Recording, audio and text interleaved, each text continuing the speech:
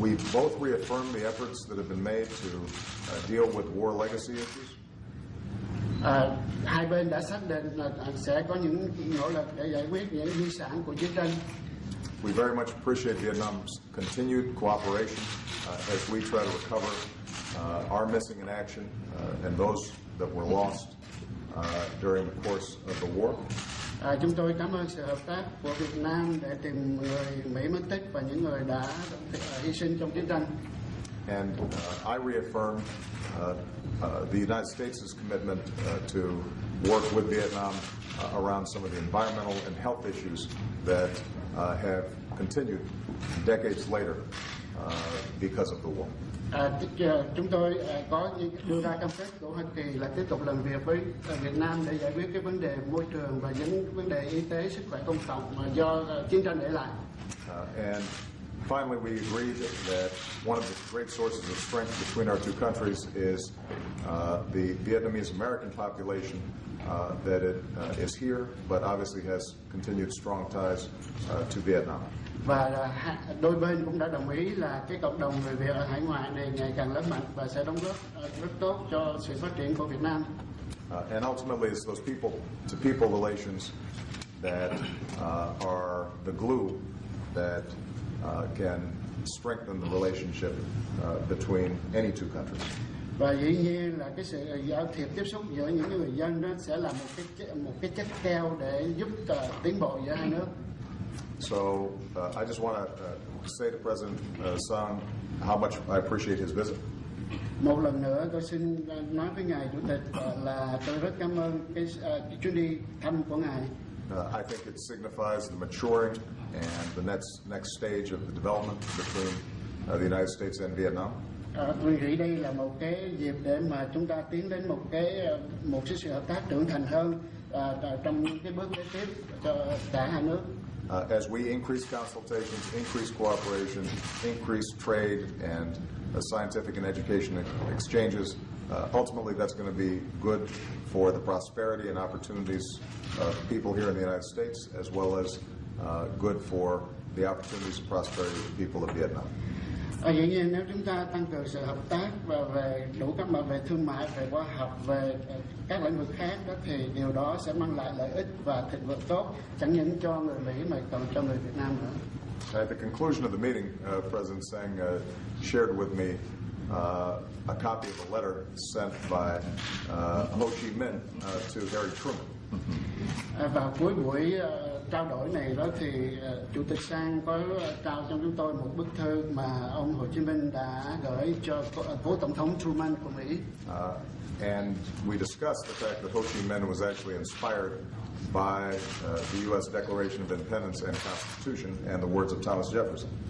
Và chúng tôi đã đồng ý là ông Hồ Chí Minh đã lấy được nguồn cảm hứng từ cái bản tuyên ngôn độc lập của nước Mỹ và những cái lời lẽ của ngài Tổng thống Jefferson. Ho Chi Minh talks about his interest in cooperation with the United States. Lúc đó trong cái thư ông Hồ Chí Minh nói là ông rất là quan tâm đến chuyện hợp tác với Hoa Kỳ. And President Sang indicated that even if it's 67 years later, it's good that we're still making progress.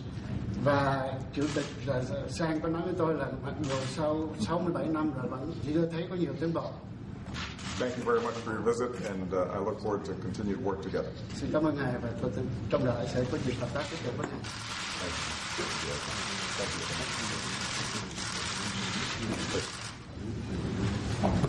Thưa ngài Tổng thống Obama, thưa quý bà quý ông. President Obama, ladies and gentlemen. Một lần nữa tôi chân thành cảm ơn lời mời của ngài mời tôi thăm chính thức Hoa Kỳ và cảm ơn sự đón tiếp hết sức là nồng của các bạn trong năm qua suốt quá trình chúng tôi làm việc tại Hoa Kỳ. Once again, I would like to thank you, President Obama, for your kind invitation extended to me to visit the United States, as well as the warm hospitality that you have extended to me over the past couple of days while I'm here in the US. Chân thành mà nói thì tôi và ngài Tổng thống Obama vừa có một cuộc hội đàm hết sức là thẳng thắn, xây dựng, hết sức bổ ích và hết sức có hiệu quả.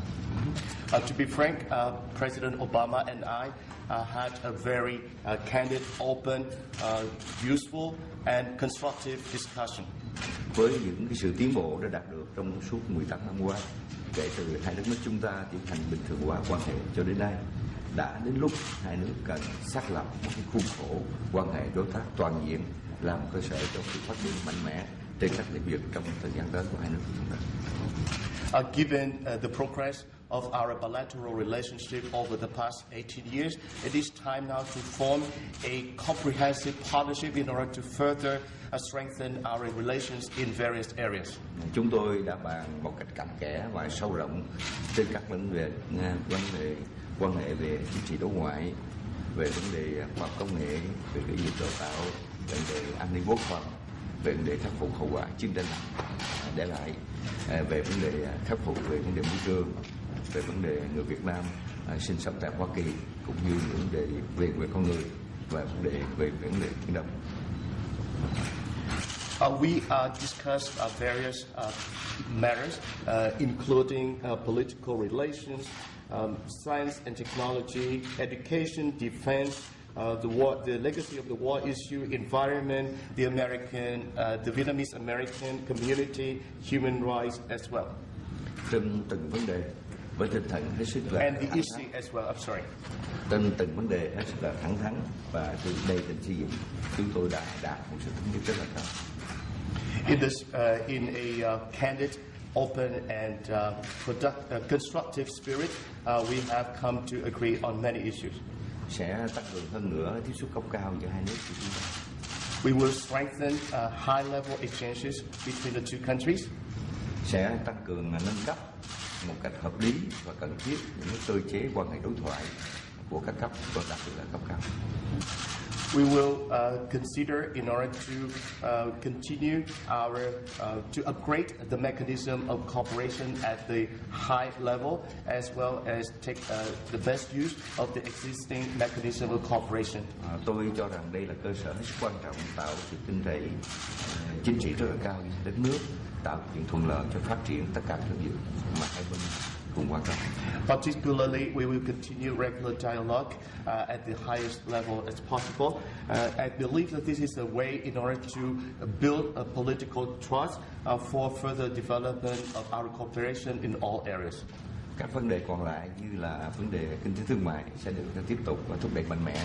Đặc biệt Việt Nam chúng tôi cam kết mạnh mẽ sẽ tham gia tích cực trong quá trình đàm phán để có thể kết thúc sớm trong năm nay hiệp định TPP. Economic and trade relations continue to be important to our relations.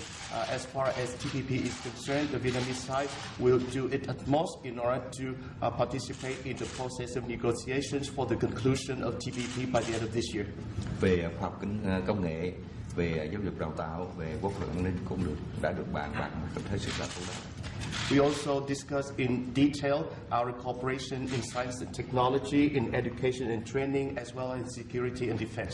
Về lĩnh vực khắc phục hậu quả chiến tranh, chúng tôi cũng đã bàn bạc kỹ kể cả vấn đề về con người mà ý kiến hai nước chúng ta còn có những điểm khác biệt. We also touch upon the war legacy issues, including human rights, which we still have differences on the issue. Tôi cũng đã dành thời gian trao đổi với ngài Tổng thống Obama, bày tỏ lời cảm ơn chân thành của chính phủ chúng tôi về cái sự chăm sóc hết sức chu đáo của chính phủ Hoa Kỳ trong suốt quá trình mấy mươi năm qua đối với bà con người Việt Nam sinh sống và làm việc và bây giờ là người Mỹ gốc Việt trên đất nước Hoa Kỳ. I also express my appreciation for the care that the U.S. Has extended to the Vietnamese who came to settle in the United States, and now they have become American citizens and contributing to the overall development of the U.S.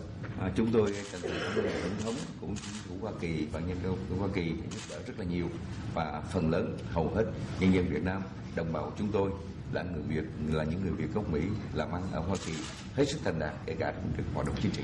And thanks to the support and assistance from the U.S. government as well as the American people, the Vietnamese community, the Vietnamese American community here in the U.S.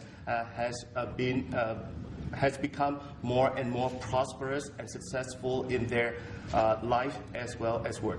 Tôi nhân dịp này cũng bày tỏ một sự mong muốn của chính phủ Việt Nam rằng bà con người Việt đang sinh sống và làm việc Hoa Kỳ sẽ là chiếc cầu vững chắc nối liền cái tình hữu nghị của nhân dân hai nước và sự phát triển mạnh mẽ hai nước Hoa Kỳ Việt Nam trong thời gian tới.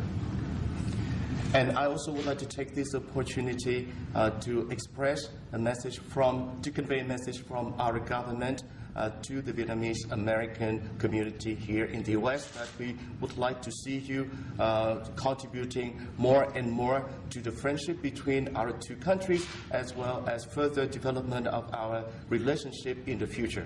Về vấn đề Biển Đông cũng đã được bàn bạc tới một cách thấu đáo. We also discussed in detail the issue of the East Sea. Chúng tôi hết sức là hoan nghênh chính phủ Hoa Kỳ ủng hộ lập trường Việt Nam cũng như các nước thành viên ASEAN của chúng tôi là giải quyết những tranh chấp ở Biển Đông bằng biện pháp hòa bình trên cơ sở tôn trọng luật pháp quốc tế, DOC tiến đến COC và cam kết là đảm bảo tự do hàng hải trên Biển Đông. We appreciate and welcome the U.S. Support for our stance in this matter, as well as the stance of ASEAN relating to this particular matter. And we appreciate the U.S. support to solving the matter by peaceful means in accordance with international law, DOC, and moving to strengthen for the mutual interest and benefit of our people. Thank you.